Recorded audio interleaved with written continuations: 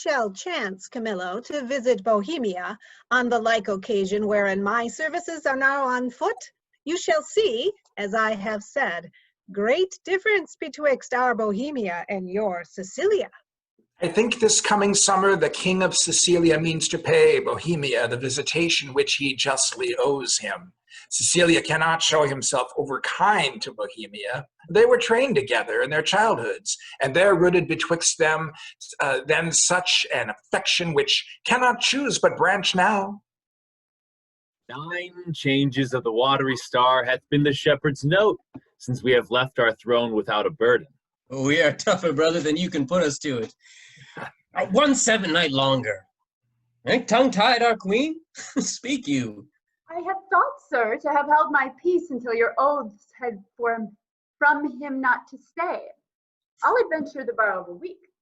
When at Bohemia you take my lord, I'll give him my permission to let them there a month behind the jest prefixed for parting. Will you stay?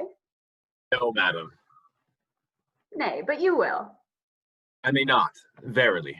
Verily, verily, you shall not go. A lady's verily is as potent as a lord's. Will go yet? Force me to keep you as a prisoner, not like a guest. How say you? My prisoner or my guest? By your dread verily, one of them you shall be. Your guest, then, madam. Not your jailer, then, but your kind hostess. Come, I'll question you of my lord's tricks and yours when you were boys. You were pretty lordlings then. Oh, we were as twin lambs that did frisk in the sun and bleat the one at the other. What we changed was innocence for innocence. We knew not the doctrine of ill-doing, nor dreamed that any did. By this we gather you have tricked since. Oh, my most sacred lady, temptations have since then been born to us. For in those unfledged days was my wife a girl. Your precious self had then not crossed the eyes of my young playfellow. Grace to boot. Of this make no conclusion, lest you say your queen and I are devils. Is he won yet? He'll stay, my lord. My request he would not. Hermione, my dearest, thou never spokest to better purpose. Never? Never but once. Have I twice said well? When was before? Why, that was when 3 crabbed months had soured themselves to death, ere I could make thee open thy white hand and clap thyself my love. Then didst thou utter, I am yours forever. I love you now. I have spoke to the purpose twice. The one forever earned a royal husband, the other for some while a friend.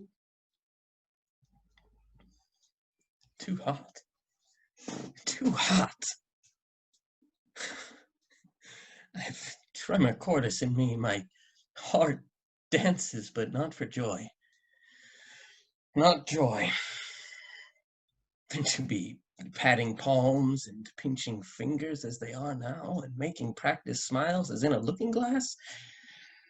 Oh, that is entertainment my bosom likes not, nor my brows. What means Sicilia? Something seems unsettled. You look as if you held a brow of much distraction. Are you moved, my lord? No, in good earnest. Hermione, how thou lovest us, show in our brother's welcome. Let what is dear in Sicily be cheap. Next to thyself, he's a parent to my heart. If you would seek us, we are yours in the garden. Shall attend you there?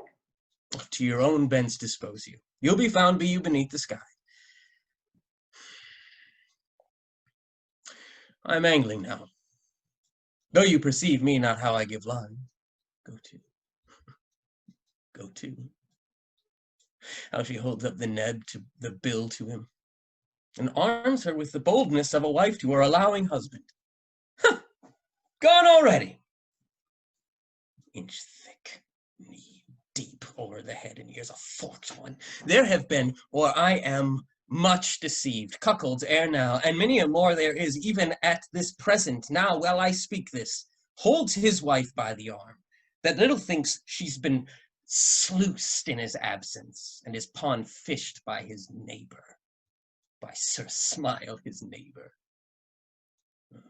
Many thousands of us have this disease and feel it not. Camillo, this great sir will yet stay longer. He would not stay at your petitions. made his business more material. Didst perceive it? They're here with me already. Whispering, rounding, Sicilia is so far. 'Tis far gone when I shall gust it last. How came't, Camillo, that he did stay? At the good queen's entreaty. At the good queen's be it. Good should be pertinent, but so it is. It is not. Was this taken by any understanding fate but thine? I think most understand Bohemia stays here longer. Aye, but why? To satisfy your highness and the entreaties of our most gracious mistress. Satisfy the entreaties of your mistress. Satisfy. Let that suffice. Have you not seen, Camillo? But that's past doubt. You have seen, or your eyeglass is thicker than a cuckold's horn, or heard. For to a vision so apparent rumor cannot be mute. My wife is slippery.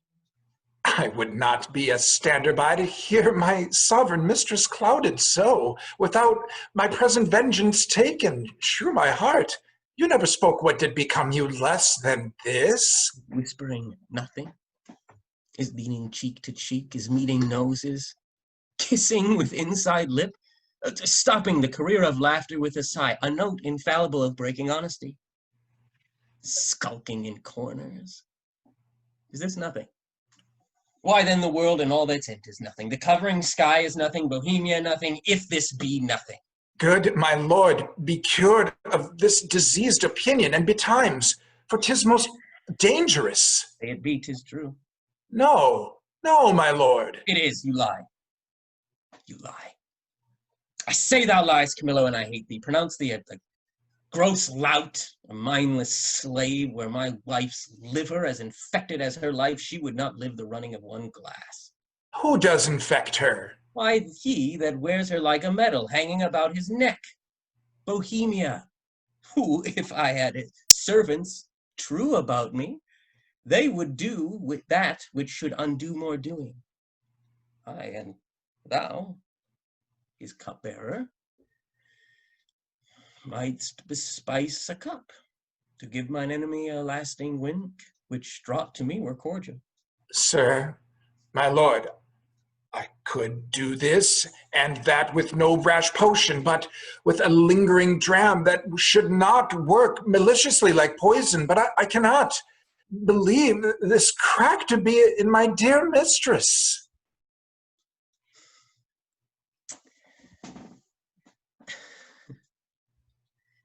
Dost thou think I am so muddy, so unsettled to appoint myself in this vexation? Sully the purity and whiteness of my sheets without right moving to it? I must believe you, sir. I do, and will fetch off Bohemia for it, provided that when he's removed, your highness will take again your queen as yours at first. Go then, and with a countenance as clear as friendship wears at feasts, keep with Bohemia and with your queen. I am his cupbearer. If from me he have wholesome beverage, account me not your servant. That is all. Do it, and thou hast the one half of my heart. Do it not, and thou splits thine own. Oh, miserable lady, but for me, what case stand I in? I must be the poisoner of good Polixenes, and my ground to do it is the obedience to a master. If I could find example of thousands that had struck anointed kings and flourished after, I'd not do it. Here comes Bohemia. It's strange. Methinks my favor here begins to warp. Even now I met him with customary compliment, when he, wafting his eyes to the contrary, and falling a lip of much contempt, speeds from me. I dare not know, my lord. Ah, dare not? Do not? Do you know? And dare not be intelligent to me? Good Camillo, your changed complexions are to me a mirror which shows me mine changed too. There is a sickness which puts some of us in distemper, but I cannot name the disease, and it is caught of you that are yet well. Sickness caught of me, and yet I well? I must be answered. Dost thou hear, Camillo? I conjure thee, by all the parts of a man which honor does acknowledge, that thou declare what incidents he is creeping toward me. Sir, I will tell you, since I am charged in honor and by him, that I think honorable, therefore my counsel.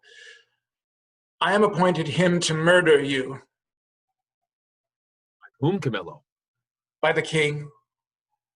For what? He thinks that you have touched his queen forbiddenly.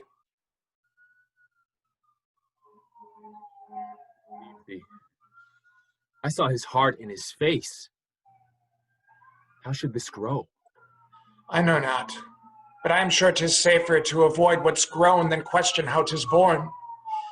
You must away tonight. Your followers I will whisper to the business, and will, by twos and threes, at several posterns, clear them of the city. For myself, I'll put my fortunes at your service, which are here by this discovery lost. Be thy hand. Be pilot to me, and thy places shall still neighbor mine. My ships are ready, and my people did expect my hence departure 2 days ago. Come, Camillo. I will respect thee as a father, if thou bearest my life off hence. Let us avoid. Was he met here, his train? Camillo with him? Behind the tuft of pines I met them. Never saw I men scour so on their way. I eyed them even to their ships. Oh, blessed am I in my just censure and my true opinion. Camillo was his help in this, his pander. There's a plot against my life, my crown. All's true that is mistrusted. That false villain whom I employed was pre-employed by him. He has discovered my design, and I remain a pinched thing, yea, a very trick for them to play at will. How came the postern so easily open? By his great authority, which often hath no less prevailed than so on your command. I know it too well. What is this? Sport? You, my lords, look on her. Mark her well. Be but about to say she is a goodly lady, and the justice of your hearts will thereto add 'tis pity she's not honest, honorable. Praise her but for this her without door form, which by my faith deserves high speech, and straight the shrug, the hum or ha, these petty brands that calumny doth use. Oh, I am out that virtue, that mercy does, for calumny will sear virtue itself.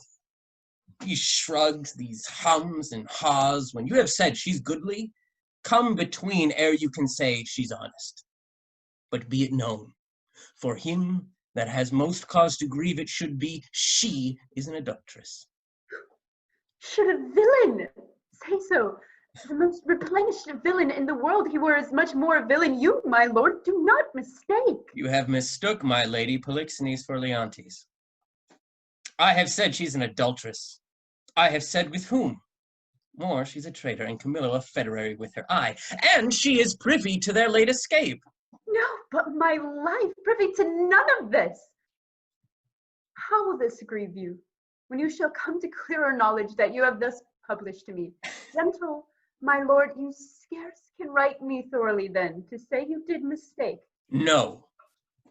If I mistake in those foundations which I build upon, the center is not big enough to bear a schoolboy's top. Away with her to prison. He who shall speak for her is afar off guilty, but that he speaks. There's some ill planet reigns. Must be patient till the heavens look with an aspect more favorable. Good my lords, I am not prone to weeping as our sex commonly are, the want of which vain dew perchance shall dry your pities. But I have that honorable grief lodged here, which burns worse than tears down. Beseech you all, my lords, with thought so qualified as your charity, shall best instruct you, measure me, and so the king's will be performed. Shall I be heard? Do, my lord. I never wished to see you sorry. Now I trust I shall. Beseech your highness, call the queen again. For her, my lord, I dare lay my life. Will sir please to accept it, that queen is spotless in the eyes of heaven and to you. I mean in this which you accuse her. If it proves she's otherwise, I'll keep my stables where I lodge my wife. I'll go in couples with her, then when I feel and see her no further trust her. For every inch of woman in the world, aye, every dram of woman's flesh is false if she be. Hold your pieces. Good my lord, it is for you we speak, not for ourselves. You are abused, and by some putter on that will be damned for it. Would I knew the villain, I would land damn him. Be she honor flawed. I have 3 young daughters. By mine honor, I'll geld them all. 14 they shall not see to bring false generations. Cease, no more. You smell this business with a sense as cold as a dead man's nose, but I do see it and feel it, as you feel doing thus. If it be so, we need no grave to bury honesty. There's not a grain of it in the face to sweeten the whole dungy earth. What lack I credit? I had rather you did lack than I, my lord, upon this ground, and more it would content me to have her honor true than your suspicion. Be blamed for it how you might. We need no more of your advice. The matter, the loss, the gain, the ordering on, it's all properly ours. Yet for a greater confirmation, for in an act of this importance, 'twere most piteous to be wild, I shall dispatch you in post to sacred Delphos, to Apollo's temple, for from the oracle you will bring all whose spiritual counsel shall stop or spur me. And will you do this thing? Aye, my lord. Though I am satisfied and need no more than what I know, yet shall the oracle give rest to the minds of others, such as he whose ignorant credulity will not come up to the truth. Go, and bring the word of the oracle. Antigonus, follow us. We are to speak in public, for this business will raise us all. To laughter, as I take it, the good truth were known. You know me, do you not? For a worthy lady, one whom much I honor. Pray you then, conduct me to the queen. I may not, madam. To the contrary, I have expressed commandment. Here's to do, to lock up honesty and honor from the access of gentle visitors. How fares our gracious lady? As well as one so great and so forlorn may hold together, honor frights and griefs which never tender lady hath borne greater. She is something before her time delivered. A boy. A daughter, and a goodly babe, lusty and like to live. The queen receives much comfort in it, says, my poor prisoner, I am as innocent as you. Pray you, Amelia, commend my best obedience to the queen. If she dares trust me with her little babe, I'll show it to the king and undertake to be her advocate to the loudest. We do not know how he may soften at the sight of the child. This silence often of pure innocence persuades when speaking fails. Madam, if it please the queen to send the babe, I know not what I shall incur to pass it, having no warrant. Do not fear it. This child was prisoner to the womb, and is by law and process of great nature thence freed and enfranchised, not a party to the anger of the king, nor guilty of, if any be, the trespass of the queen. I do believe it. Good lady, no court in Europe is too good for thee. What dost thou then in prison? These dangerous, unsafe loons, and the king beshrew them. He must be told on it, and he shall. The office becomes a woman best. I'll take't upon me if I prove honey-mouthed, let my tongue blister, and never to my red-looked anger beat the trumpet any more.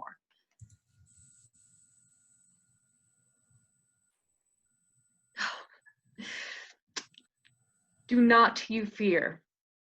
Upon mine honor, I will stand betwixt you and danger.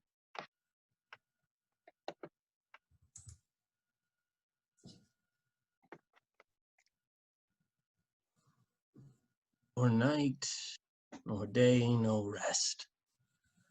It is but weakness to bear the matter thus. Mere weakness.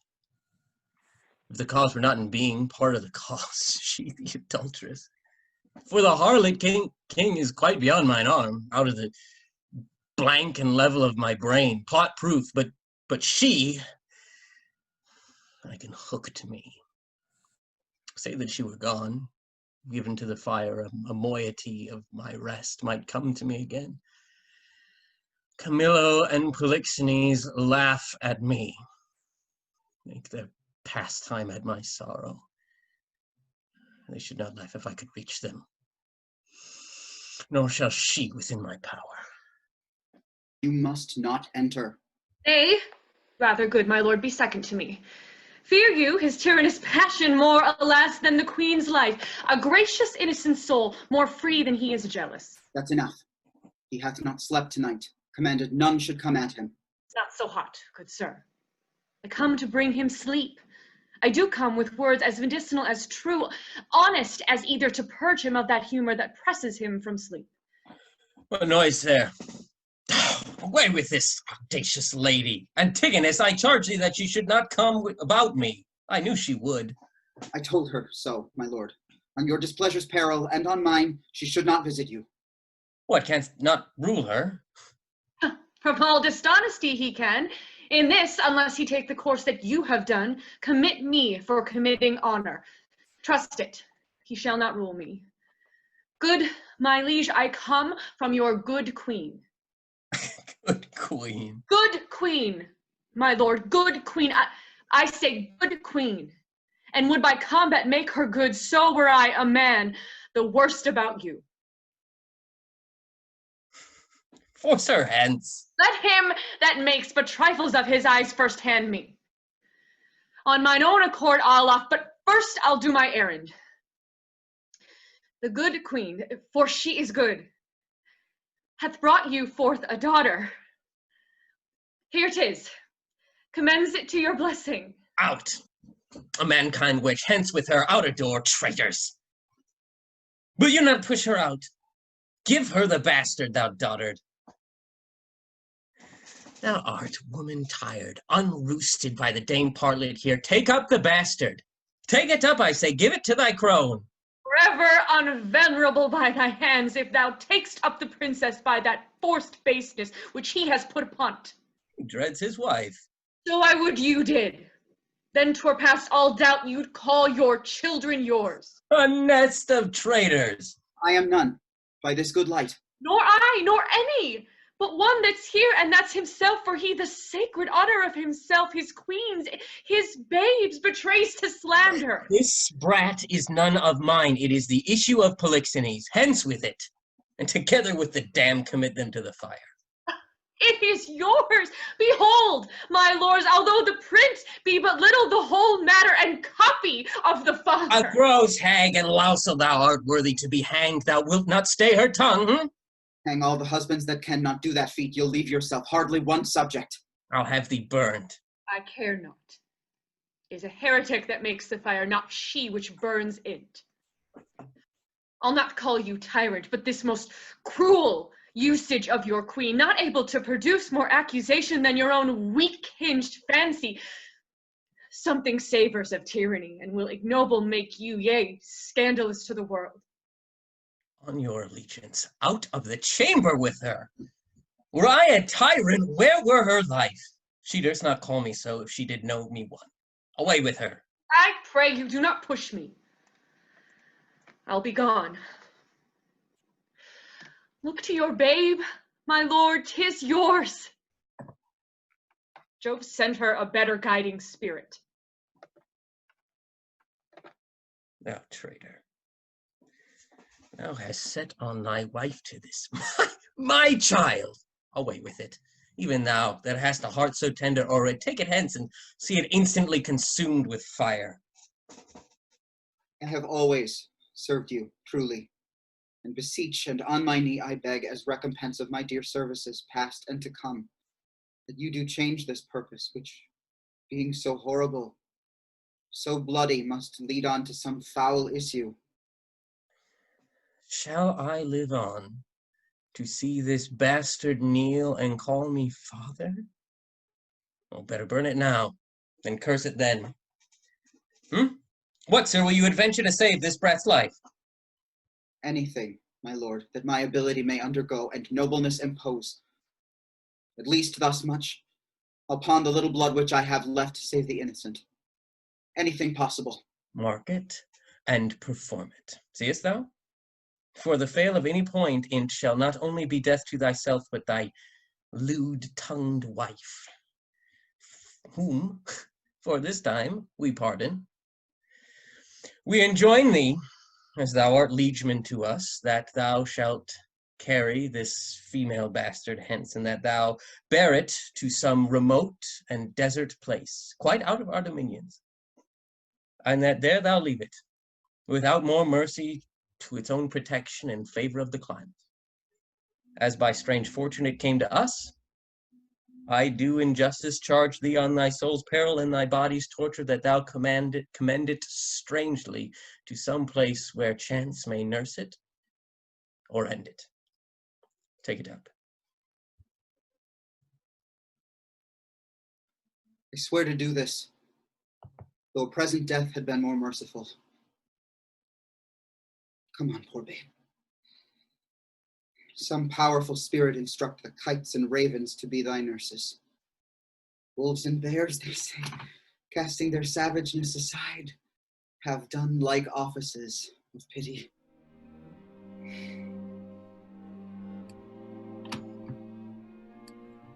Is your highness, most from those you sent to the oracle are come an hour since. Summon a session that we may arraign our most disloyal lady.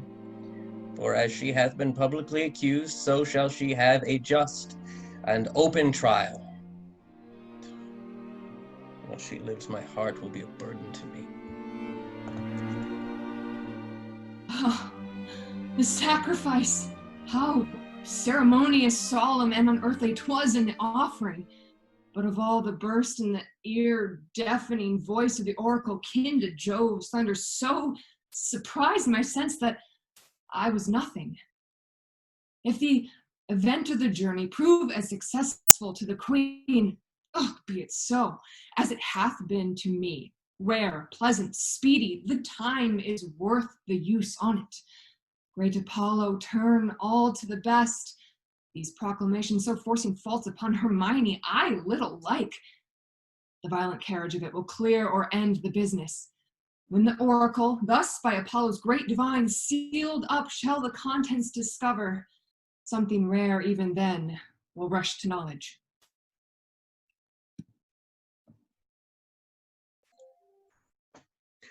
Read the indictment.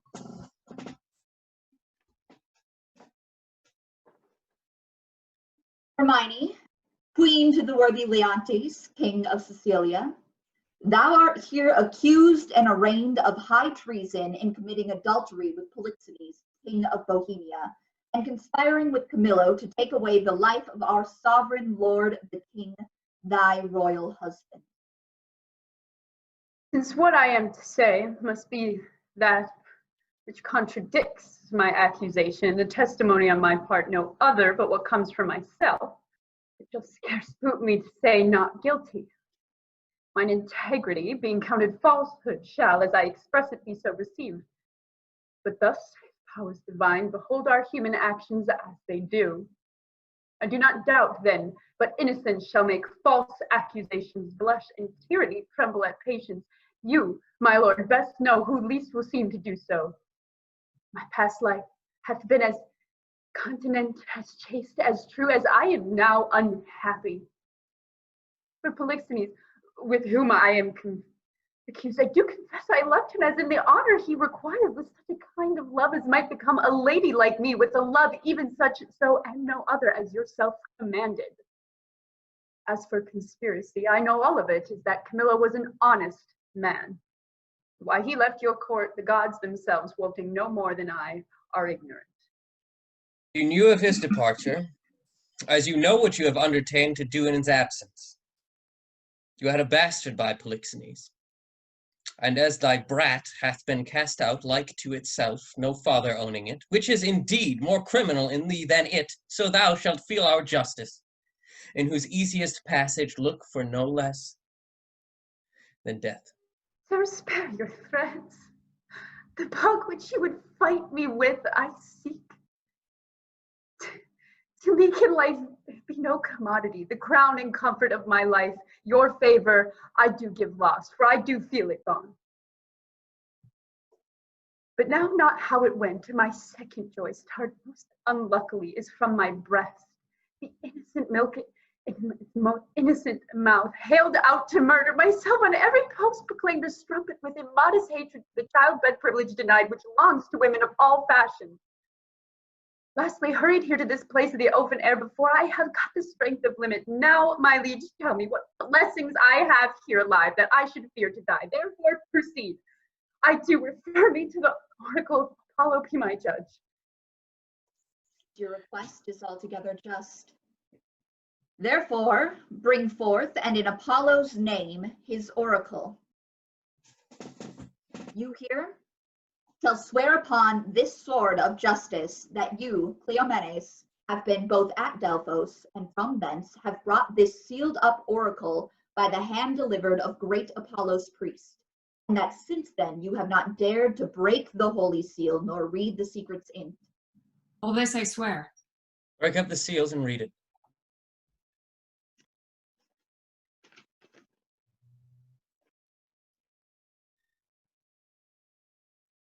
Hermione is chaste, Polixenes blameless, Camillo a true subject, Leontes a jealous tyrant, his innocent babe truly begotten, and the king shall live without an heir if that which is lost be not found.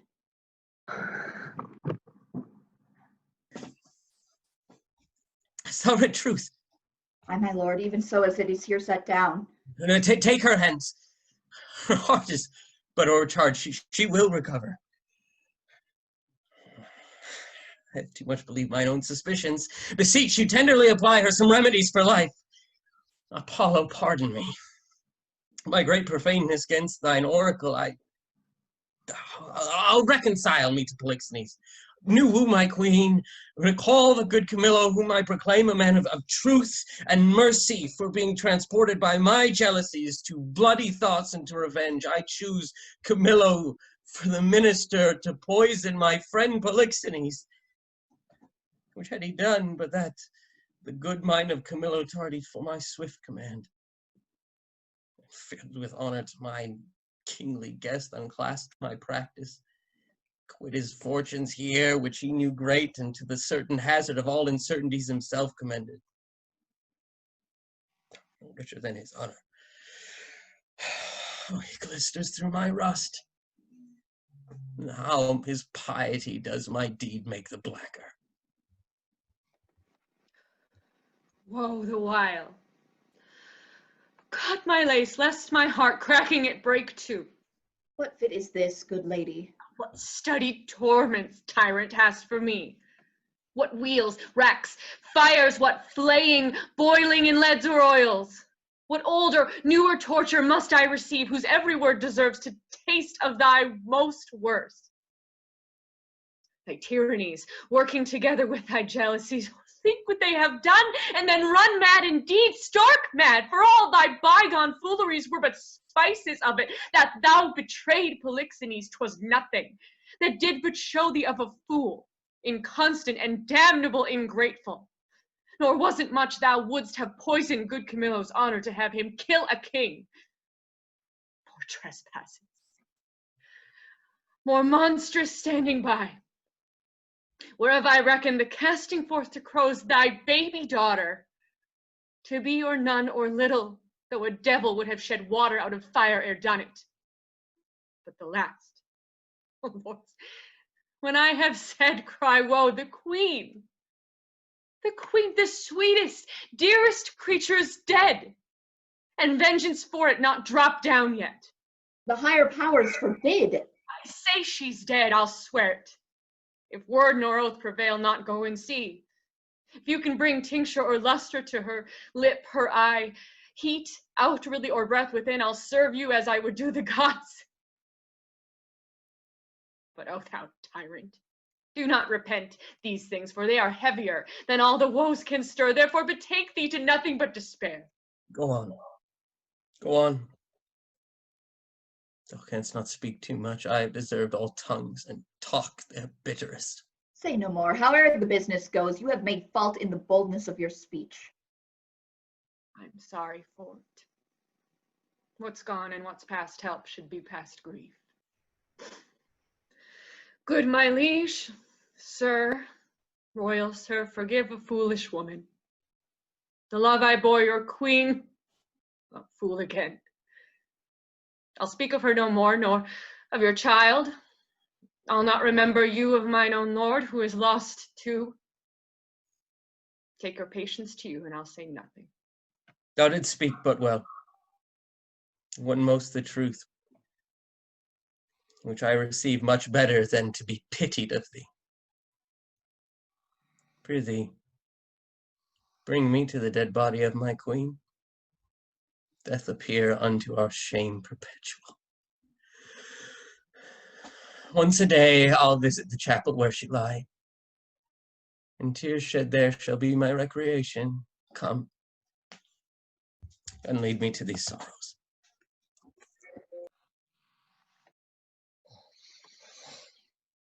Thou art perfect, then our ship hath touched upon the deserts of Bohemia. Aye, my lord, in fear we have landed in ill time. The skies look grimly, and threaten present blusters. Make your best haste, and go not too far in the land. 'Tis like to be loud weather. Besides, this place is famous for the creatures of prey that keep upon it. Go thou away. I'll follow instantly. Come, poor babe. I have heard, though not believed, the spirits of the dead may walk again. If such thing be, thy mother appeared to me last night, for ne'er was dream so like a waking. To me comes a creature, anon did this break from her. Good Antigonus, since fate against thy better disposition hath made thy person for the thrower out of my poor babe according to thine oath, places remote enough are in Bohemia. There weep and leave it crying, and for the babe is counted lost forever. Perdita, I prithee call it. For this ungentle business put on thee, my lord, thou ne'er shalt see thy wife Paulina more. And so, with shrieks, she melted into air. I do believe Hermione hath suffered death, and that Apollo would, this being indeed the issue of King Polixenes, it should here be laid, either for life or death upon the earth of its right father. Blossom, speed thee well.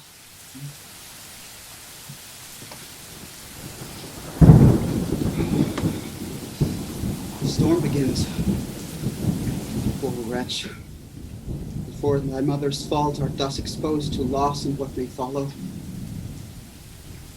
Weep I cannot, but my heart bleeds, and most accursed am I to be by oath enjoined to this.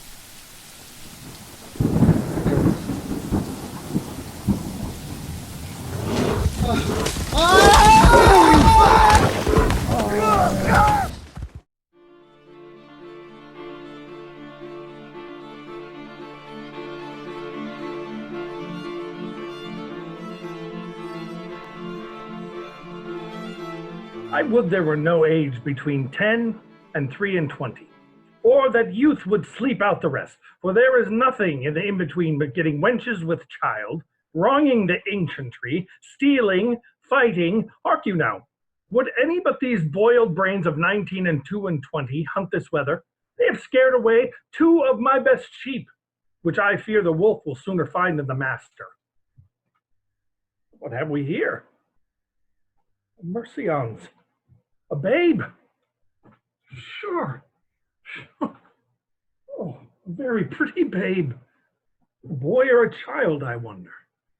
A pretty one, a very pretty one, sure. Some scandal, though I'm not bookish, yet I can read a waiting gentlewoman in a predicament. This has been some stair work, some trunk work, some behind door work.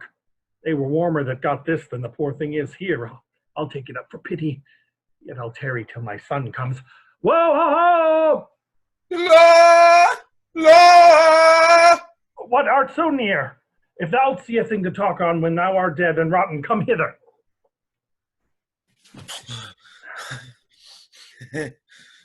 What ails thou, man? Oh, the most piteous cry of the poor souls. Oh, sometimes to see 'em or not to see 'em. Now the ship is boring the moon with her main mast, and anon swallowed with lust and froth as you thrust a cork into a hogshead. and then for the land service, to see how the bear tore out his shoulder bone, and how he cried to me for help, and his name was Antigonus, a nobleman, but to make an end of the ship, to see how the sea flap dragoned it, but first how the poor souls roared, and the sea mocked them, and the poor gentleman roared, and how a bear mocked him, both roaring louder than the sea or the weather. Name of mercy, when was this, boy? Now I have not winked since I last saw these sights. The men are not yet cold under water. No, the bear hath dined on the gentleman. He's at it now. Heavy matters, heavy matters. But look thee here, boy. Now bless thyself. Thou meddlest with things dying, I with things newborn. Here's a sight for thee. Look thee. A bearing cloth for a squire's child. Look thee here. Take up, boy, opened. So, let's see. It was told me I should be rich by the fairies. This is some changeling. Opened. What's within, boy? You're a made old man, if sins of your youth are forgiven. You're well to live. Gold. All gold. This is fairy gold, boy, and 'twill prove so. Up with it, keep it close. Home, home the next way. We are lucky, boy, and to be so still requires nothing but secrecy. Let my sheep go. Come, come. Good boy, the next way home. Go you the next way with your findings. I'll go see if the bear be done from the gentleman and how much he hath eaten. They are never cursed, but when they're hungry. If there be any of them left, I'll bury it. Well, that's a good deed. Thou mayest discern by that which is left of him what he is. Fetch me to the sight of him. 'Tis a lucky day, boy, and we'll do good deeds on't. Aye. Please some, try all, both joy and terror of good and bad, and make and unfold error. Now take upon me in the name of time to use my wings. Impute it not a crime to me or my swift passage that I slide o'er 16 years. Your patience this allowing, I turn my glass and give my scene such growing as you had slept between. Leontes, leaving the effects of his fond jealousies, so grieving that he shuts up himself. Imagine me, gentle spectators, that I now may be in fair Bohemia. And remember well, I mentioned a son of the king's, which Florizel I do now name to you. And with speed so paced to speak of Perdita, now grown in grace, equal with wondering.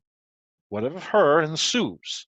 I list not prophecy, but let time's news be known when 'tis brought forth. A shepherd's daughter. And what of her adheres, which follows after, is the argument of time. Of this allow, if ever you have spent time worse ere now, if never, let that time himself thus say, he wishes earnestly ye never may. I pray thee, good Camillo, be no more importunate. 'Tis a sickness denying thee anything, a death to grant this. It is 15 years since I saw my country. Though I have for the most part been erred abroad, I desire to lay my bones there. Besides, the penitent king, my master, hath sent for me. Thou lovest me, Camillo. Wipe not out the rest of thy services by leaving me now. That fatal country, Sicilia, prithee speak no more. Say to me, when sawest thou the Prince Florizel, my son? Sir, it is 3 days since I saw the prince. What his happier affairs may be are to me unknown. I have eyes under my service which look upon his removedness, from whom I have this intelligence, that he is seldom from the house of a very homely shepherd.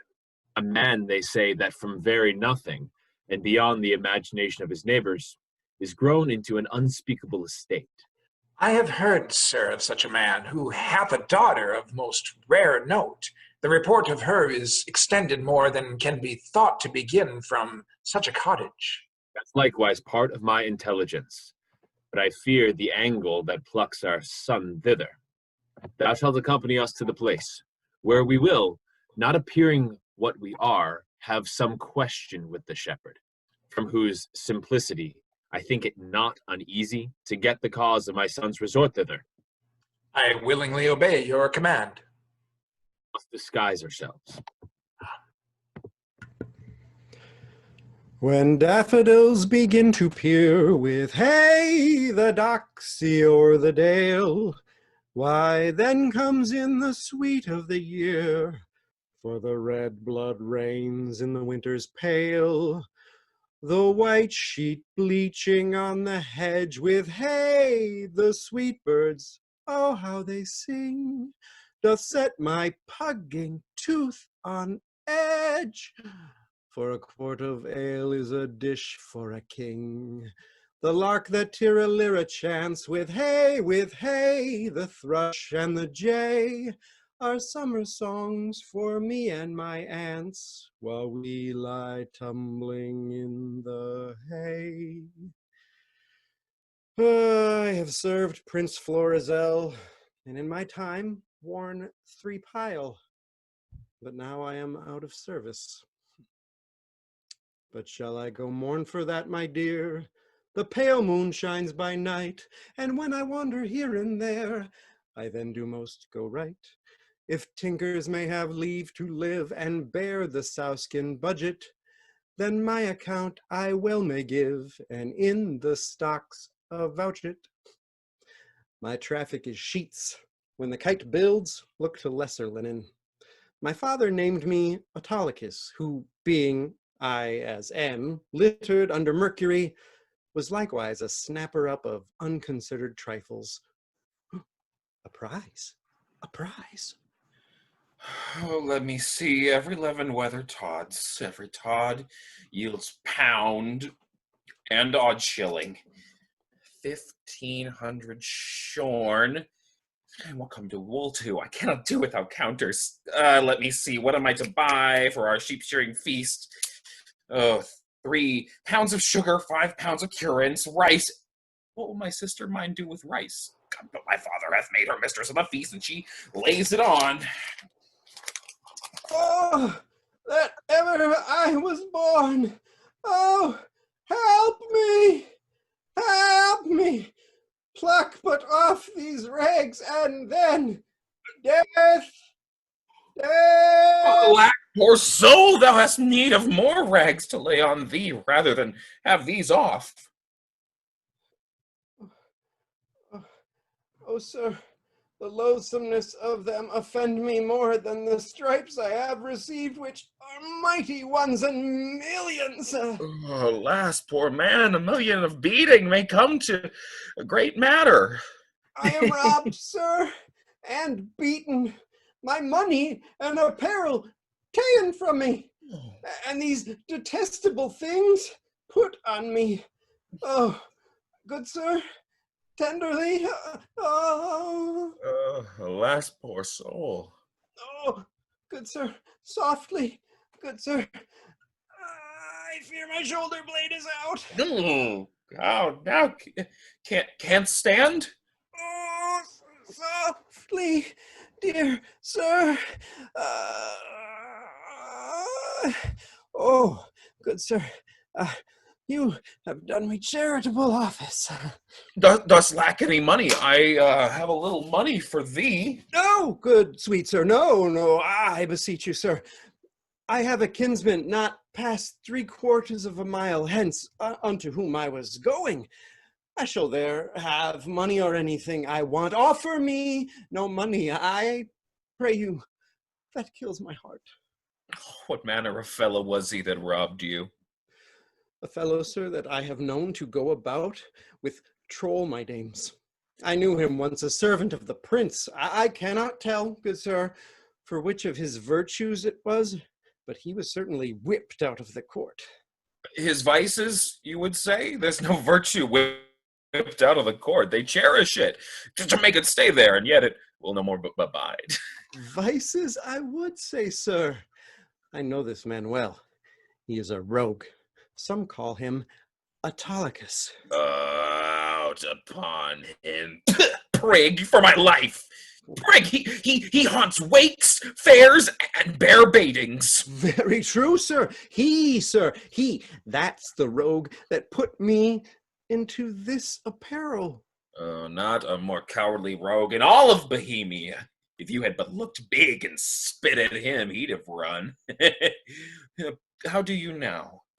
Oh, sweet sir, much better than I was. I can stand and walk. I will even take my leave of you and pace softly towards my kinsmen's. Then fare thee well. I must go buy spices for our sheep shearing. Prosper you, sweet sir. Your purse is not hot enough to purchase your spice. I'll be with you at your sheep shearing too. If I make not this cheat, bring out another, and the shears prove sheep. Let me be enrolled and my name put in the book of virtue. Jog on the footpathway, and merrily hent the stile. A merry heart goes all the day, your sad tires in a mile. These your unusual weeds to each part of you do give a life. No shepherdess, but Flora appearing in April's front. This your sheep shearing is a meeting of the petty gods, and you the queen on it. Sir, my gracious lord, to chide at your extremes, it not becomes me. Oh, pardon that I named them, your high self. The gracious mark of the land you have obscured, with swains wearing, and me, poor lowly maid, most goddess-like pranked up, but that our feasts in every mess have folly, and the feeders digest it with custom. I should blush to see you so attired, swoon, I think, to show myself a glass. I bless the time when my good falcon made her flight across thy father's ground. Now Jove afford you cause, to me the different forges dread. Your greatness hath not been used to fear. Even now I tremble to think your father by some accident should pass this way as you did. Apprehend nothing but jollity. The gods themselves, humbling their deities to love, have taken the shapes of beasts upon them. Jupiter became a bull and bellowed, the green Neptune a ram and bleated, and the fire-robed god, golden Apollo, a poor, humble swain, as I seem now. Their transformations were never for a piece of beauty rarer, nor in a way so chaste, since my desires run not before mine honor, nor my lusts burn hotter than my faith. Oh, but sir, your resolution cannot hold when 'tis opposed as it must be by the power of the king. Thou dearest Perdita, with these forced thoughts, I prithee, darken not the mirth of the feast, or I'll be thine, my fair, or not my father's, for I cannot be my own, nor anything to any if I be not thine. Your guests approach. Address yourself to entertain them sprightly, and let's be red with mirth. Aye, daughter. Aye, when my old wife lived upon this day, she was both pantler, butler, cook, both dame and servant, welcomed all, served all, would sing her song and dance her turn. Now here at supper and the table, now in the middle, on his shoulder and his, her face afire with labor. You are retired, as if you were a feasted one and not the hostess of this meeting. Pray you bid these unknown friends to us welcome. Sir, welcome. It is my father's will I should take on me the hostesship of the day. You are welcome, reverend sirs, for there's roseberry and rue, these keep, seeming and savor all the winter long. Grace and remembrance be to you both, and welcome to our shearing. Shepherdess, a fair one are you. Well you fit our ages with flowers of winter. Then here's flowers for you. Hot lavender, mint, savory marjoram, and marigold. That goes to bed with the sun, and with his rises weeping. These are flowers of midsummer, and think they are given to men of middle age. You are very welcome. I should leave grazing were I of your flock, and live only by gazing. Oh, alas, you'd be so lean that blasts of January would blow you through and through. Now, my fairest friend, I would I had found some flowers of the spring that might become your time a day. Oh, these I lack, to make you garlands of, and my sweet friend, to strew him o'er and o'er. What, like a course? No, like a bank of love to lie and play on. Come, take your flowers. Methinks I play as I have seen them do, in wits and pastorals, sure. This robe of mine does change my disposition. What you do still betters what is done. When you speak, sweet, I'd have you do it ever. When you sing, I'd have you buy and sell so give alms, pray so, and for the ordering of your affairs to sing them too. When you do dance, I wish you a wave of the sea, that you might ever do nothing of that. Your praises are too large, but that your youth, and the true blood which peeps fairly through it, do I plainly give you out of unstained shepherd. With wisdom I might fear you wooed me the false way. I think you have as little skill to fear as I have purpose to put you to it. But come, our dance, I pray. Your hand, my Perdita, so turtles pair that never mean to part. This is the prettiest low-born lass that ever ran on the greensward. Nothing she does or seems but smacks of something greater than herself. Too noble for this place. He tells her something that makes her blood look out. Good sooth, she is the queen of curds and cream. Come on, strike up! Mopsa must be your mistress. Marry garlic to mend her kisses with. Oh, now in good time. Not a word. We stand upon our manners. Come on, strike it up! Pray, good shepherd, what fair swain is this which dances with your daughter? They call him Doricles, and boasts himself to have a worthy feeding. But I have it upon his own report, and I believe it. He looks like sooth. He says he loves my daughter. I think so too, for never gaze the moon upon the water as he'll stand and read as for my daughter's eyes. And to be plain, I think there is not half a kiss to choose who loves another best. Dances featly. Well, so does she anything. Though I report it, that should be silent. If young Doricles do light upon her, she shall bring him that which he dreams not of. Sirs, if you did but hear the peddler at the door, you would never dance again after the tabor and pipe. No, the bagpipe could not move you. He sings several tunes faster than he'll tell you money. Hears them as he is eating ballads, and all men's ears grew to his tunes. He could never come better. He shall come in. I love a ballad, but even too well, if it be doleful matter, merrily set down, or a very pleasant thing indeed, and sung lamentably. He hath songs for man or woman of all sizes. No milliner can so fit his customers with gloves. He has the prettiest love songs for maids. So without bawdry, which is strange, with such delicate burdens of dildos and fadings, jumper and thumper. And where some stretched mouth rascal would, as it were, mean mischief, and break a foul gap into the matter, he makes the maid to answer, "Whoop! Do me no harm, good man." Puts him off, slights him with, "Whoop! Do me no harm, good man." He hath ribbons of all colors in the rainbow, points more than all the lawyers in Bohemia can handle. Prithee bring him in, and let him approach, singing. Forewarn him that he used no scurrilous words in his tunes.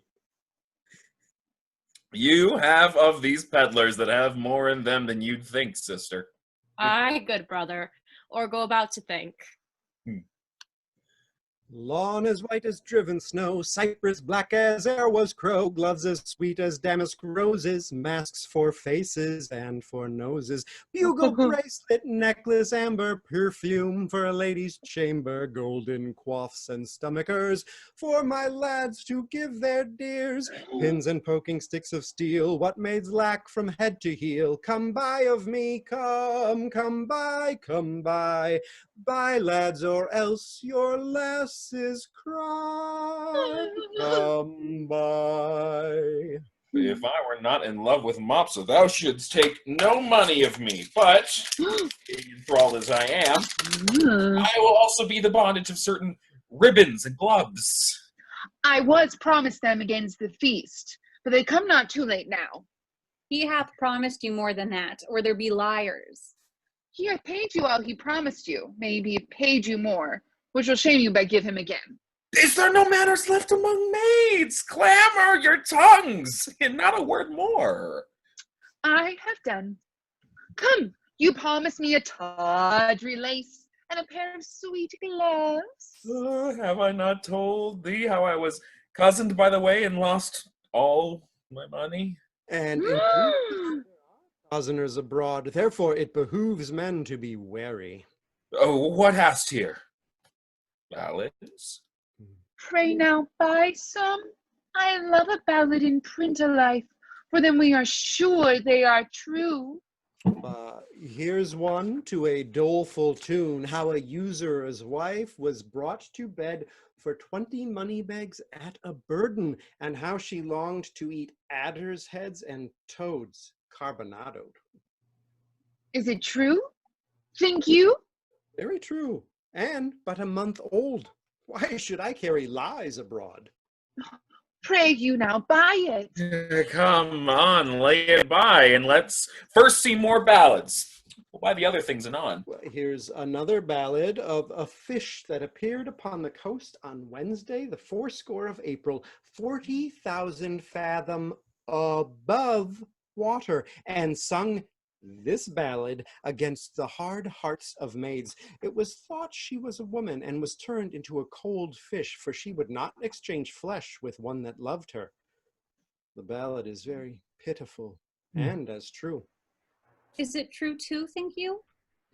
5 justices' hands at it, and witnesses more than my pack will hold. Lay it by too. Another. Let's have some merry ones.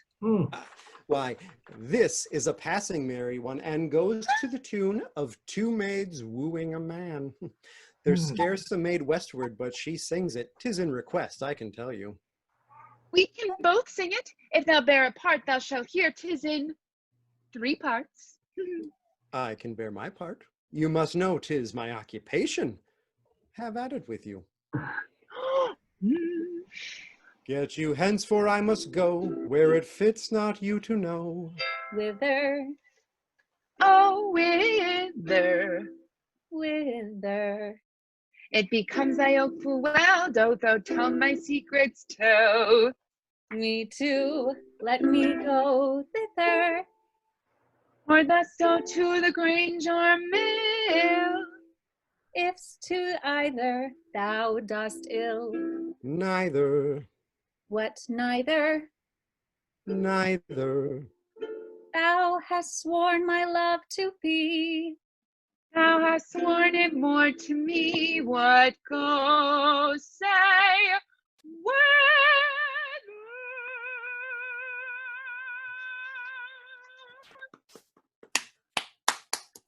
Come, bring away thy pack after me. Wenches, I'll buy for you both. Peddler, let's have the first choice.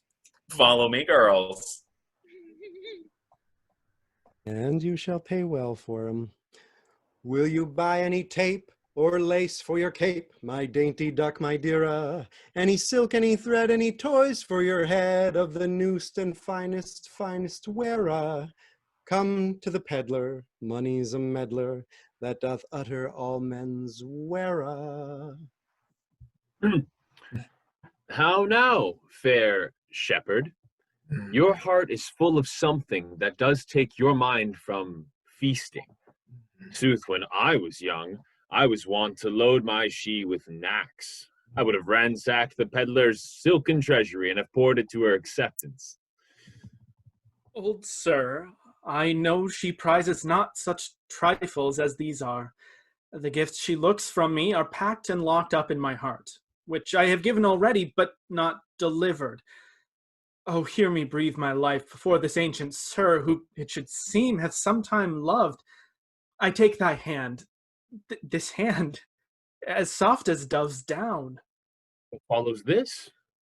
How prettily the young swain seems to watch the hand was fair before. I have put you out, but to your protestation, let me hear what you profess. Do, and be witness to it. And this my neighbor too? And he, and more than he, and men, the earth, the heavens, and all, that were I crowned the most imperial monarch, thereof most worthy, were I the fairest youth that ever made the eye swerve, had force and knowledge more than was ever man's, I would not prize them without her love. Fairly offered. This shows a sound affection. But my daughter, say you the like to him? I cannot speak. So well, nothing so well. No, nor mean better. By the pattern of mine own thoughts, I cut out the purity of his. Take hands, a bargain. And friends unknown, you shall bear witness to it. I give my daughter to him, and will make her portion equal his. Come, your hand, and daughter, yours. Soft swain, a while. Beseech you, have you a father? I have, but what of him? Methinks a father is, at the nuptial of his son, a guest that best becomes the table. Is not your father grown incapable of reasonable affairs? Is he not stupid with age and altering rums? No, good sir. He has his health, and ampler strength indeed than most have of his age. My white beard, you offer him, if this be so, a wrong, something unfilial. Reason my son should choose himself a wife, but as good reason the father, all whose joy is nothing else but fair posterity, should hold some counsel in such a business.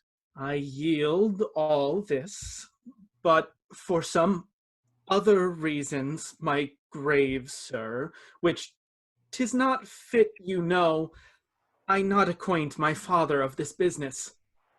Let him know it. He shall not. Let him, my son. He shall not need to grieve at knowing of thy choice. Come, come, he must not. Mark our contract. Mark your divorce, young sir, whom son I dare not call. Thou art too base to be acknowledged. Thou a scepter's heir, that thus affects a sheep hook. Thou, old traitor, I'm sorry that by hanging thee I can but shorten thy life 1 week. And thou, fresh piece of excellent witchcraft, who of force must know the royal fool thou cups with. Oh, my heart! Thy beauty scratched with briars, and made more homely than thy state. For thee, fond boy, if I may ever know thou dost but sigh, that thou no more shalt see this snack, as never I mean thou shalt, we'll bar thee from succession. Follow us to the court. A churl. By this time, though full of our displeasure, yet we free thee from the dead blow of it. And you, enchantment, worthy enough a herdsman, yea, him too that makes himself, before our honor therein, unworthy thee. If ever henceforth thou these rural latches to his entrance open, or hoop his body more with thy embraces, I will devise a death as cruel for thee as thou art tender to it. Even here undone will it please you, sir, be gone. I told you it would come of this.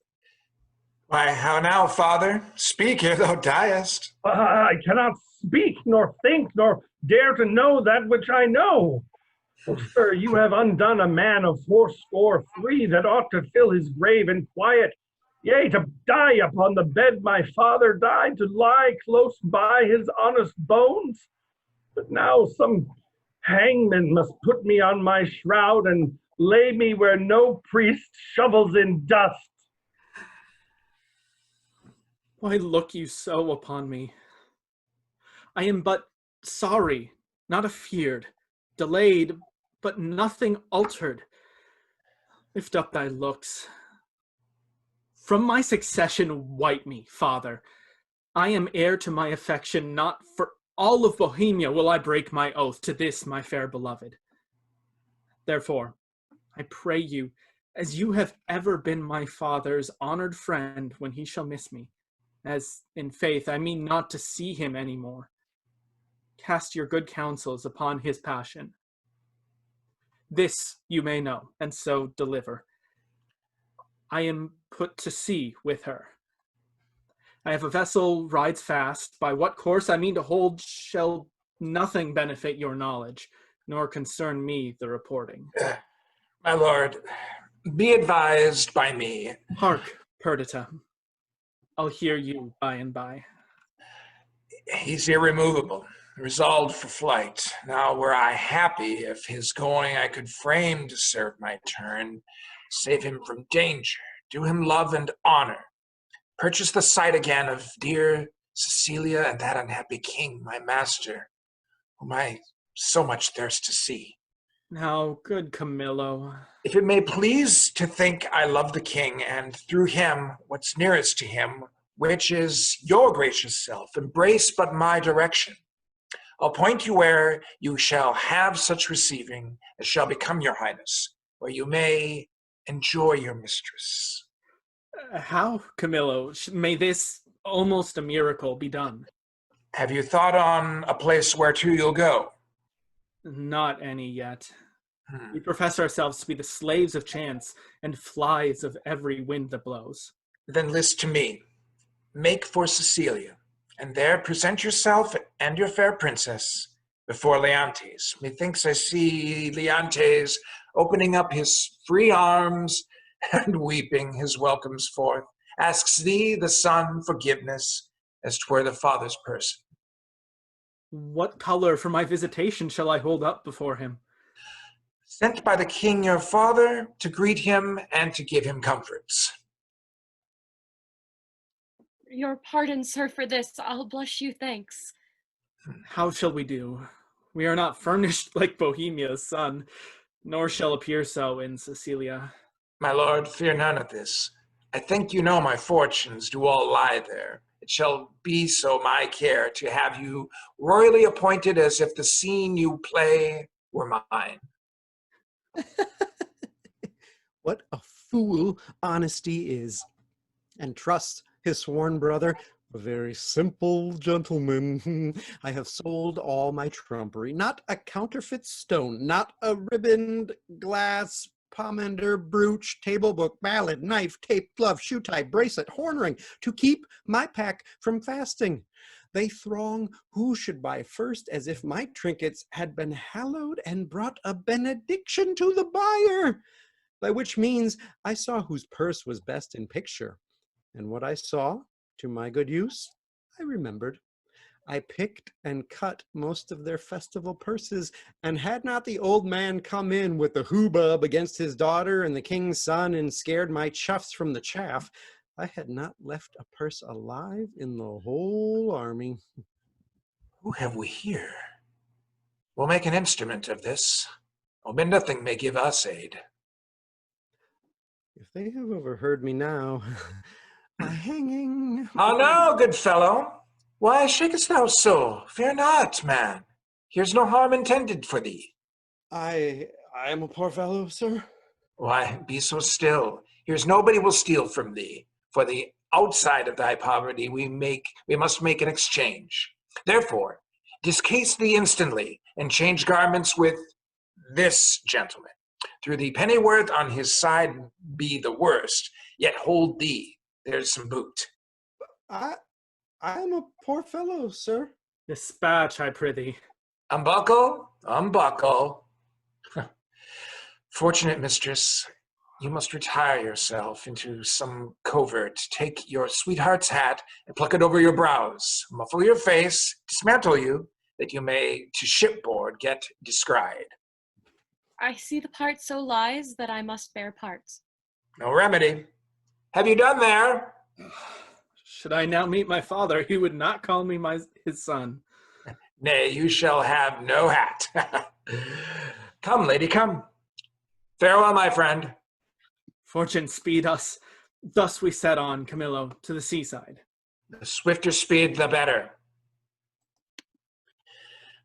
What do I do next? Shall be to tell the king of this escape and whither they are bound, wherein my hope is I shall so prevail to force him after, in whose company I shall review Sicilia, for whose sight I have a woman's longing. Farewell, my friend. I understand the business. I hear it.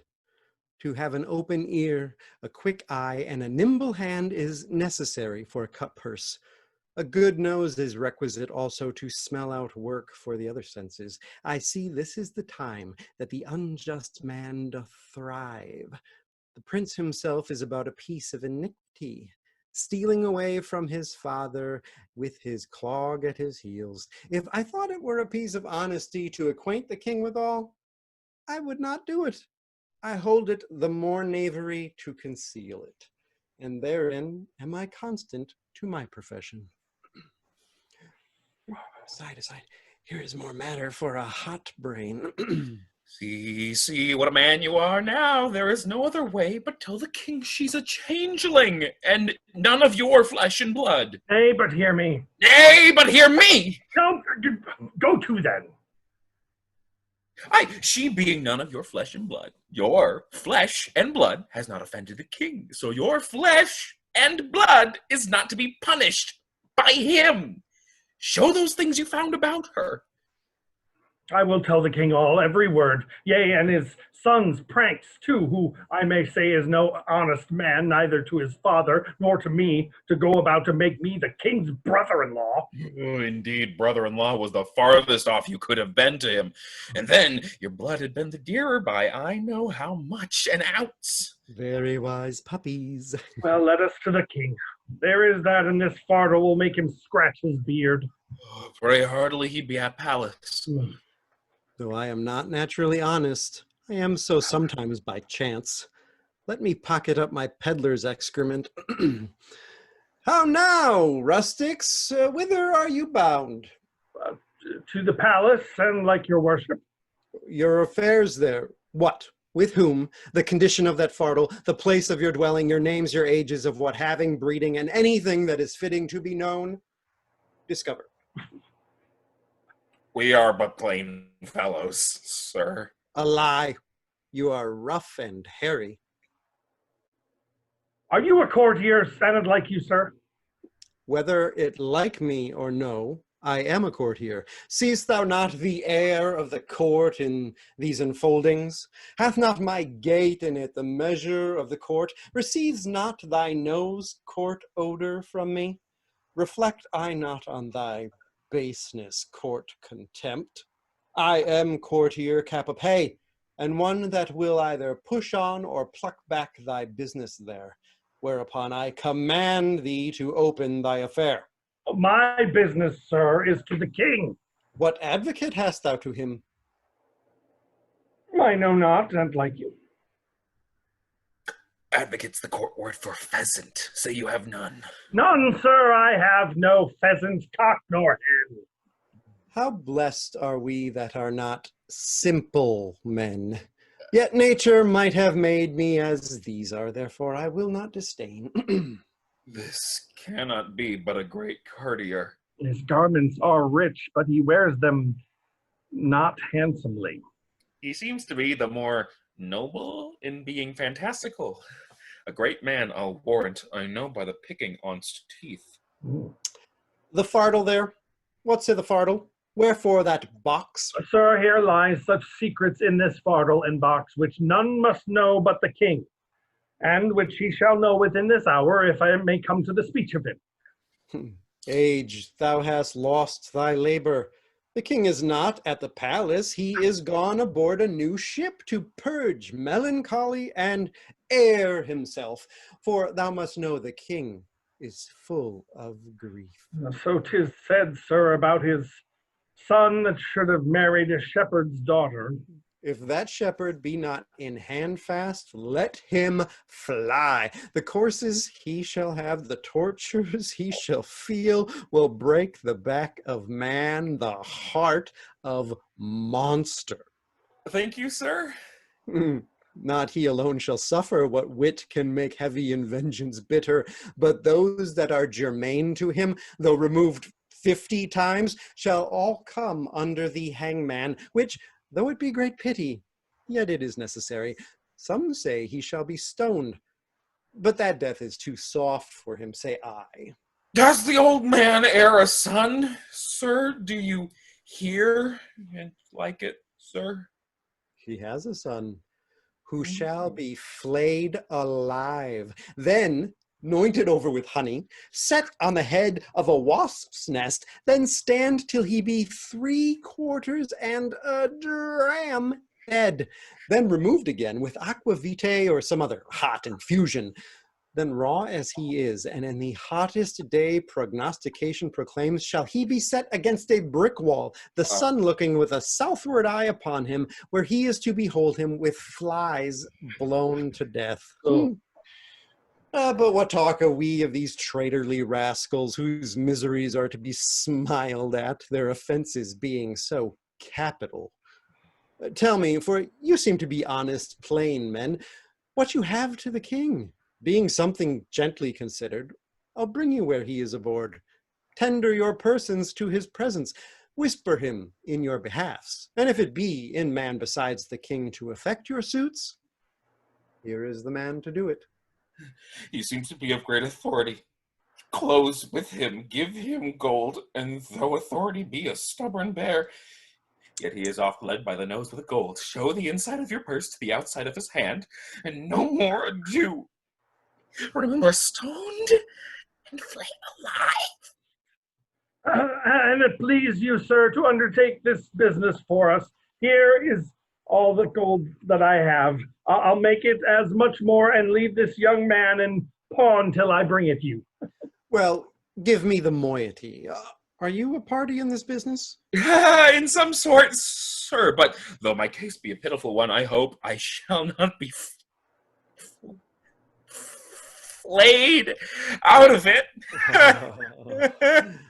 That's the case of the shepherd's son. Yeah. He'll be made an example. Good comfort. We must to the king and show our strange sights. He must know 'tis none of your daughter nor my sister. We are gone else.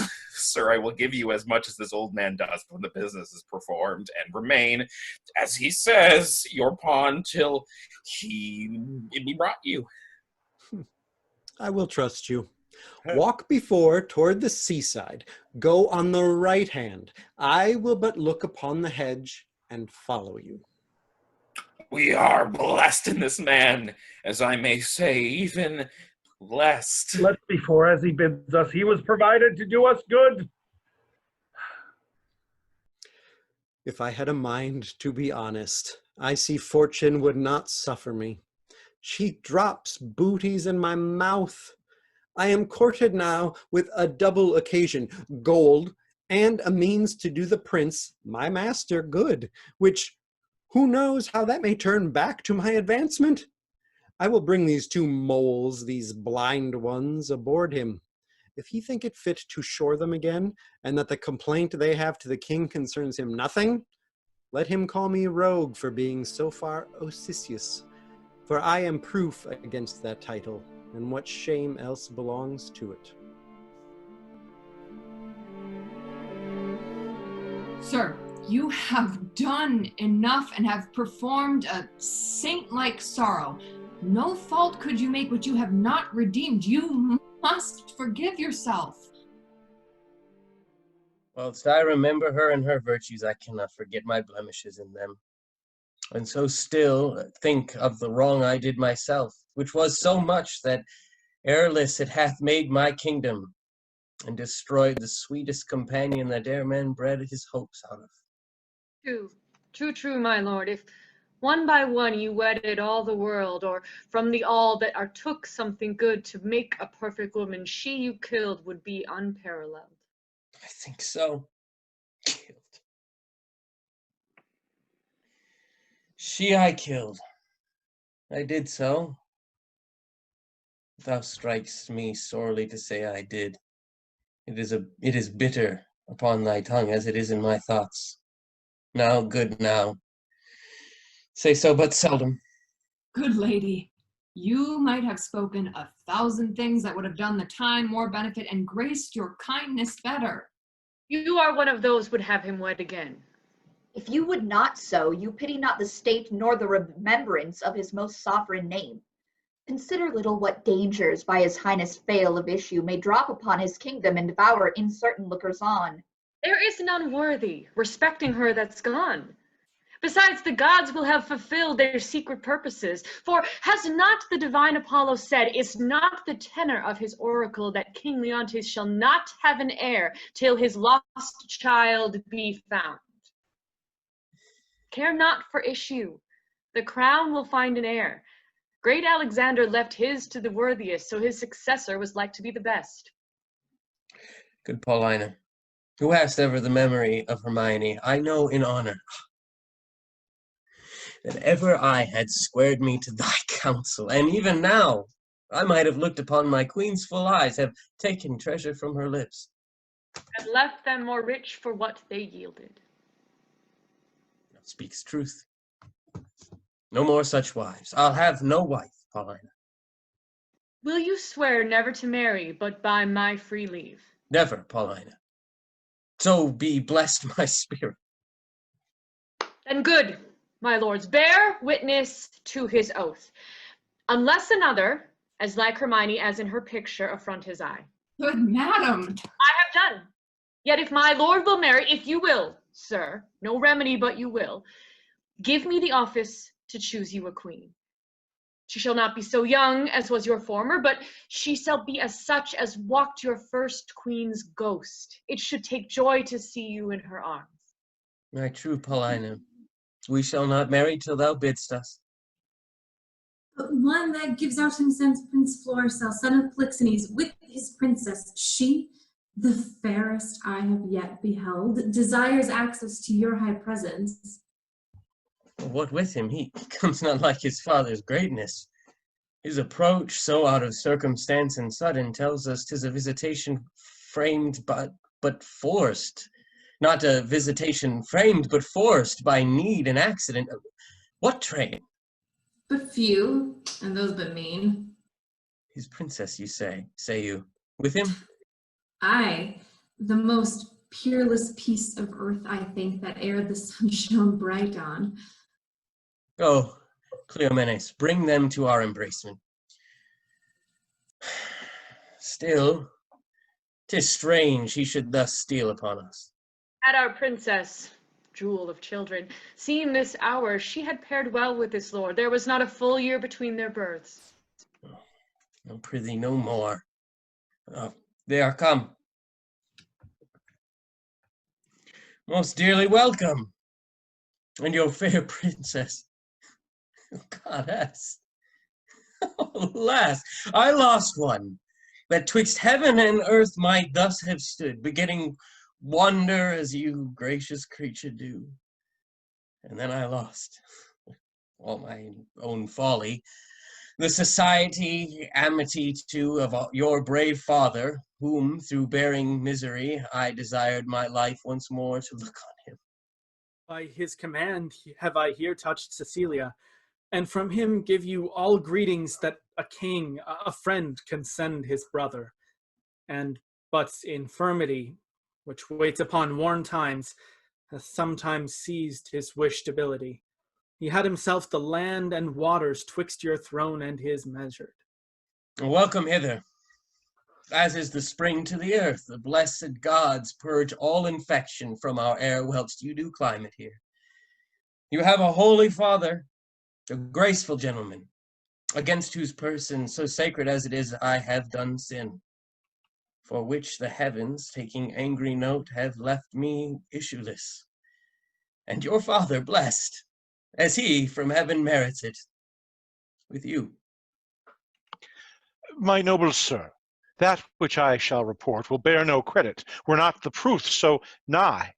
Please you, great sir, Bohemia greets you from himself by me, desires you to attach his son, who his dignity and duty both cast off, fled from his father, from his hopes, and with a shepherd's daughter. Where's Bohemia? Speak. Here, in your city, I now came from him. I speak amazedly, and it becomes my marvel and my message. To your court, whiles he was hastening, in the chase, it seems, of this fair couple, meets he on the way the father of this seeming lady, and her brother, having both their countries quitted with this young prince. Camillo has betrayed me, whose honor and whose honesty till now endured all weathers. Lay it to his charge. He's with the king, your father. Who, Camillo? Camillo, sir. I spake with him, who now has these poor men in question. Never I saw wretches so quake. They kneel, they kiss the earth, forswear themselves as often as they do speak. Bohemia stops his ears and threatens them with divers deaths in death. Oh, my poor father, the heavens that spies upon us will not have our contract celebrated. You are married? We are not, sir, nor are we like to be. The stars, I see, will kiss the valleys first, the odds for high and lows alike. My lord, is this the daughter of a king? She is, when once she is my wife. That once, I see by your good father's speed, will come on very slowly.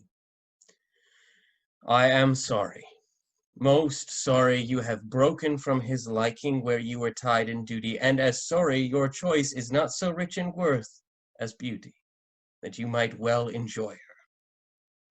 Dear, look up. Though fortune visible an enemy should chase us with my father, power no jot hath she to change our loves. Beseech you, sir, remember since you owed no more to time than I do now. With thought of such affection, step forth mine advocate. At your request, my father will grant such precious things as trifles. Would he do so? I beg your precious mistress, which he counts but a trifle. Sir, my liege, your eye hath too much youth in't. Not a month before your queen died, she was more worth such gazes than what you look on now. I thought of her even in these looks I made. But your petition is yet unanswered. I will to your father. Your honor not o'erthrown by your desires, I am friend to them and you, which upon which errand I now go toward him. Therefore follow me, and mark what way I make. Come, good my lord. Beseech you, sir, were you present at this relation? I was by at the opening of the fardel, heard the old shepherd deliver the manner how he found it, and heard the shepherd say he found the child. Thus the oracle is fulfilled. The king's daughter is found. Such a deal of wonder is broken out within this hour that ballad makers cannot be able to express it. Oh, how goes it now, sir? This news, which is called true, is so like an old tale that the verity of it is in strong suspicion. Has the king found his heir? Most true, if ever truth were pregnant by circumstance. That which you hear, you'll swear you see. There is such unity in the proofs. The mantle of Queen Hermione, her jewel about the neck of it, the letters of Antigonus found with it, which they know to be his character, the majesty of the creature in resemblance of the mother, the affection of nobleness with nature shows above her breeding, and many other evidences proclaim her with all certainty to be the king's daughter. our king being ready to leap out of himself for joy of his found daughter, as if that joy were now become a loss, cries, "Oh, thy mother, thy mother!" Then asks Bohemia forgiveness, then embraces his son-in-law, then again worries he his daughter with clipping her. Now he thanks the old shepherd, which stands by like a weather-bitten conduit of many kings' reigns. I have never heard such another encounter, which lames report to follow it, and undoes description to do it. What became of Antigonus that carried hence the child? He was torn to pieces with a bear. This avouches the shepherd's son, who has not only his innocence, which seems much to justify him, but a handkerchief and rings of his that Polina knows, which aided to expose the child where even then was lost when it was found. But oh, the noble combat that twixt joy and sorrow was fought in Polina. She had one eye declined for loss of her husband, and another elevated that the oracle was fulfilled. She lifted the princess from the earth, and so locks her in embracing, as if she would pin her to her heart, that she may no longer be in danger of losing. Are they returned to court? No. The princess, hearing of her mother's statue, which is in the keeping of Polina, a piece many years in doing, and now newly performed by a rare Italian master, he so near to Hermione hath done Hermione, that they say one would speak to her and stand in hope of answer. Thither they are gone with all greediness of affection, and there they intend to sup. Shall we thither, and with our company piece the joining? No, that's along. Now, had I not the dash of my former life in me, would preferment drop on my head. I brought the old man and his son aboard the prince, told him I heard them talk of a fardel, and I know not what, but he at that time over fond of the shepherd's daughter, so he then took her to be, who began to be much seasick, and himself little better, extremity of weather continuing. This mystery remained undiscovered, but 'tis all one to me, for had I been the finder out of this secret, it would not have relished among my other discredits. Here come those I have done good to against my will, and already appearing in the blossoms of their fortune. Come, boy, I am past more children, but thy sons and daughters will all be gentlemen born. You are well met, sir. You denied to fight with me this other day because I was no gentleman born. You see this glow. Say you see them not, and think me still no gentleman born. You were best say these robes are not gentleman born. Give me the lie, do, and try whether I am not now a gentleman born. I know you are now, sir, a gentleman born. Aye, and have been so any time these 4 hours. And so have I, boy. So you have. But I was gentleman born before my father, for the king's son took me by the hand and called me brother. And then the 2 kings called my father brother. And then the prince, my brother, and the princess, my sister, called my father father. And so we wept. And there was the first gentleman-like tears that ever we shed. We may live, son, to shed many more. Aye, or else 'twere hard luck, being in so preposterous a state as we are. I humbly beseech you, sir, to pardon me all the faults I have committed to your worship, and to give me your good report to the prince, my master. Prithee, son, do, for we must be gentle, now we are gentlemen. Thou wilt amend thy life? Aye, and if it like your good worship. Give me thy hand. I will swear to the prince thou art as honest a true fellow as any is in Bohemia. You may say it, but not swear it. Not swear it? Now I am a gentleman? Let boors and franklins say it. I'll swear it. How if it be false, son? If it be ne'er so false, a true gentleman may swear it in the behalf of his friend. And I'll swear to the prince thou art a tall fellow of thy hands, and that thou wilt not be drunk. But I know thou art no tall fellow of thy hands, and that thou wilt be drunk. But I'll swear it. And I would thou wouldst be a tall fellow of thy hands. I will prove so, sir. to my power. Aye, by any means, prove a tall fellow. If I do not wonder how thou darest venture to be drunk, not being a tall fellow, trust me not. Hark! The kings and the princes, our kindred, are going to see the queen's picture. Come, follow us.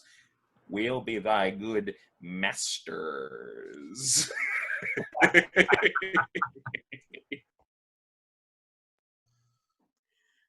Grave and good Paulina, the great comfort that I have had of thee. What, sovereign sir? I did not well, I meant well.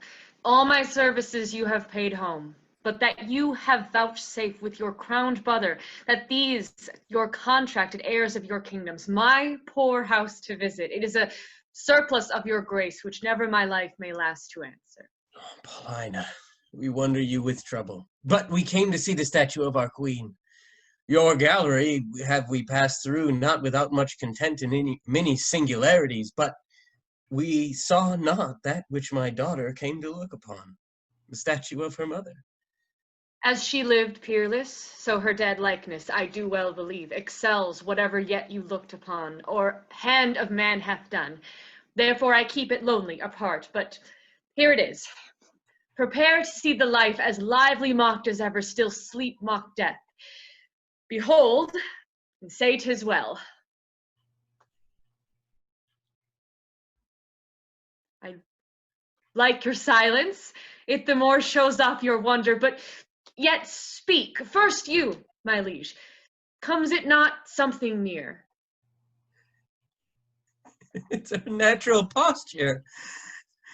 Chid me, dear stone, that I may say indeed thou art Hermione, or rather thou art she, in thy not chiding, for she was as tender as infancy and grace. But yet, Paulina, Hermione was not so much wrinkled, nothing so aged as this seems. So much the more our carver's excellence, which let's go by some 16 years, and makes her as she lived now. As now she might have done, so much to my good comfort, that it is now piercing to my soul.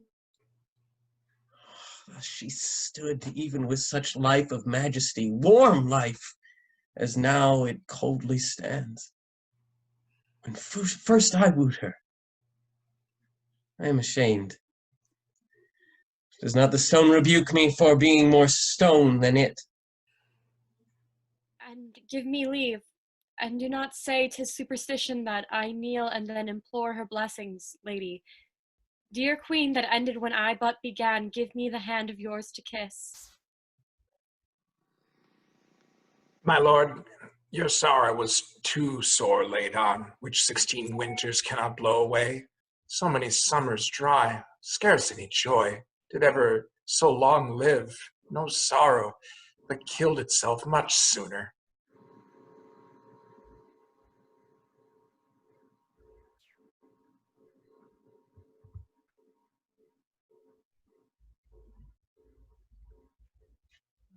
Indeed, my lord, if I had thought that the sight of my poor image would thus have wrought you, for the stone is mine, I'd not have showed it. Draw not the curtain. No longer shall you gaze on it, lest your fancy may think anon it moves. Let it be, let it be. Would I were dead, but that methinks already, what was he that did make it? What was he that did make it? See, my lord, would you not deem it breathed? And that those veins did verily bear blood? The fixture of her eye has motioned in, as it were mocked with art. I'll draw the curtain. My lord's almost so far transported that he'll think anon it lives. I am sorry, sir, I have thus stirred you, but I could afflict you further. Do, Paulina, for this affliction has a taste as sweet as any cordial comfort. Still, methinks there is an air comes from her. Let no man mock me, for I will kiss her. Good my lord, either forbear, quit presently the chapel, or resolve you for more amazement. If you can behold it, I'll make the statue move, indeed descend and take you by the hand, but But then you'll think, which I protest against, I am assisted by wicked powers. Well, what you can make her do, I am content to look on. What to speak, I am content to hear, for 'tis as easy to make her speak as move. It is required you do awake your faith. Then all stand still. Or those that think it is unlawful business I am about, let them depart. Proceed. No foot shall stir. 'Tis time. Descend. Be stone no more. Approach. Strike all that look upon with marvel. Come, I'll fill your grave up, stir. Nay, come away, bequeath to death your numbness, for from him dear life redeems you. You perceive she stirs. Start not, her actions shall be holy as you hear my spell is lawful. Do not shun her until you see her dire again, for then you kill her double. Nay, present your hand. When she was young you wooed her, now in age is she become the suitor. She swore. If this be magic, let it be an art lawful as eating. She hangs about his neck. If she pertain to life, let her speak too.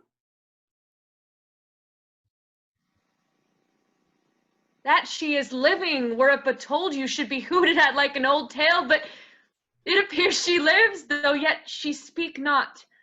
Mark a little while, please you to interpose, fair madam.